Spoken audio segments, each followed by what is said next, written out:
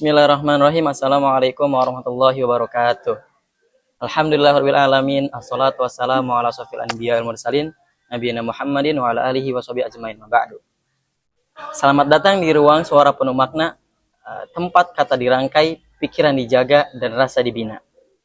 Di sini kita berbincang tanpa tergesa, menyalami cerita, makna dan realita dengan jiwa yang terbuka. Baik, bersama saya Lukman Abdul Hakim dan kedua rekan saya. Perkenalkan, nama saya Winnie Lestari. Perkenalkan, nama saya Zahwa Khairunisa. Mari kita mulai perjalanan ini, mendengar, memahami, dan belajar dari setiap harmoni. Dalam kesempatan kali ini, kita akan membahas tentang belajar komunikasi intrapersonal dari kisah Nabi Yusuf alaihissalam. Baik, menurut Anda, ketika kita berbicara tentang komunikasi, seringkali yang terlintas adalah komunikasi dengan orang lain. Padahal, komunikasi paling awal dan paling menentukan adalah komunikasi dengan diri sendiri, atau bisa disebut dengan komunikasi intrapersonal.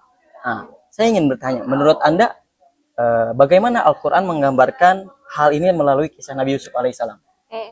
Kisah Nabi Yusuf ini adalah contoh yang sangat kaya ya. Sejak kecil Yusuf ini udah belajar untuk mengelola batinnya. Ketika ia bermimpi tentang 11 bulan, bintang, dan matahari, Nabi Yakub ini justru malah menasihatinya agar Yusuf ini tidak menceritakan ini kepada saudara-saudaranya. Nah, disinilah komunikasi intrapersonal itu terbentuk. Yusuf ini belajar mulai mengendalikan diri, menyimpan pesan dalam hati, dan memahami situasi. Baik, lalu ujian Nabi Yusuf semakin berat ketika ia dikhianati oleh saudara-saudaranya. Dia dibuang ke dalam sumur hingga dijual sebagai budak. Namun Al-Quran tidak menggambarkan Yusuf atau Nabi Yusuf sebagai pribadi yang larut dalam amarah. Saya ingin bertanya, apa makna dari sikap ini jika dilihat dari komunikasi interpersonal menurut Anda? Ini menunjukkan self-love yang positif ya, dan penuh keimanan. Nabi Yusuf tidak membiarkan jiwanya itu kayak tidak pernah merasa jiwanya itu selalu dilukai. Ia berbicara dengan dirinya sendiri dengan landasan kepercayaannya kepada Allah Subhanahu wa taala. Dalam komunikasi interpersonal disebut kemampuan self control dan self regulation yang dalam landasan standar dari keimanan dan tawakal. Kemudian salah satu bagian paling kuat adalah ketika Nabi Yusuf digoda oleh istri Al-Aziz. Lalu dia berkata, Ma'azallah. Nah, bagaimana pendapat Anda tentang kalimat ini? Nah, kalimat Ma'azallah ini bukan hanya sekedar lisan. Itu adalah puncak komunikasi antara iman, akal, dan nafsu. Nabi Yusuf sedang berdialog dengan dirinya sendiri antara dorongan manusiawi dengan kesadaran ilmiah.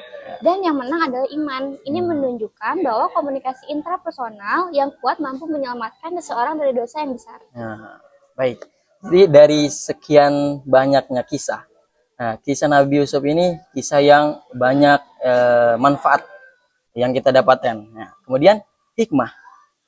Bahkan saat difitnah dan dipenjara, Nabi Yusuf tetap sabar dan juga tidak menyalahkan keadaan. Nah, apa hikmah yang paling besar dari sikap ini menurut Anda?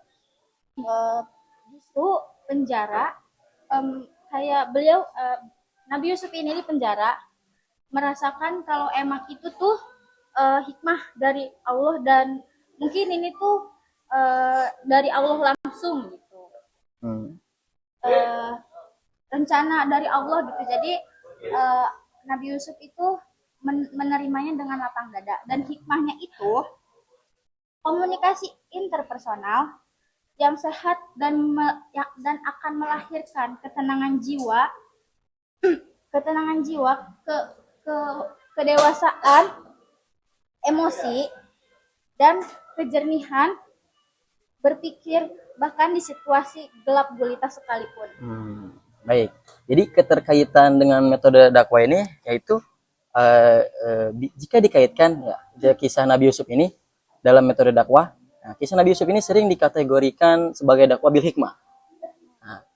Terus Anda bisa jelaskan apa keterkaitannya dalam surat Yusuf ini? Ya, benar sekali. Nabi Yusuf berdakwah bukan dengan paksaan atau dengan ceramah yang panjang, Betul. melainkan dengan keteladanan diri, kebijaksanaan. Di penjara, ia membangun kepercayaan ini melalui akhlaknya terlebih dahulu, baru kemudian mengajak kepada tauhid. Ini menunjukkan bahwa dakwah yang efektif berawal dari pengelolaan diri. Nah, baik. Baik, sahabat pendengar, dari kisah Nabi Yusuf alaihissalam, kita belajar bahwa sebelum memperbaiki orang lain, kita perlu memperbaiki dialog dalam diri kita sendiri. Kenapa demikian? Karena dari sanalah lahir kesabaran, keteguhan iman, dan kebijaksanaan dalam berdakwah. Terima kasih juga saya ucapkan kepada kedua narasumber ini, Terima kasih sudah ada mengundang. Windy dan Zahwa, atas ilmu dan refleksinya yang sangat berharga.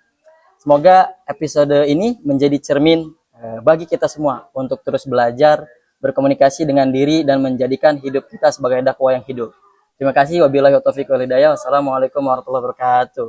Dalam Quran surat Yusuf ayat 4 yang berbunyi, A'udzubillahi minasyaitonirrajim. Bismillahirrahmanirrahim. Idz qala Yusufu li abihi ya abati inni ra'aitu ahada asyara kaukaban wa syamsa wal qamara ra'aituhum lisajidin.